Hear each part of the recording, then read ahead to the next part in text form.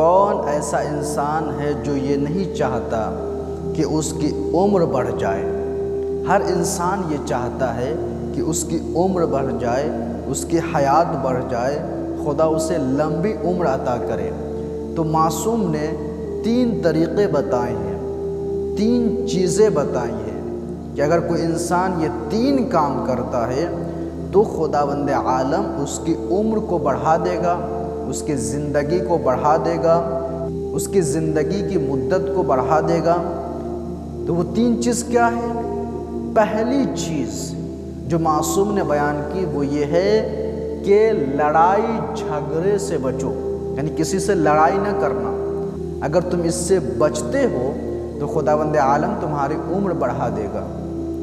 دوسری چیز معصوم نے بیان کی وہ یہ ہے کہ معصوم نے فرمایا کہ اپنے گھر والے سے اچھا سلوک کرو، اس کے ساتھ اچھے سے پیش آؤ تو خداوند عالم تمہاری عمر کو بڑھا دے گا۔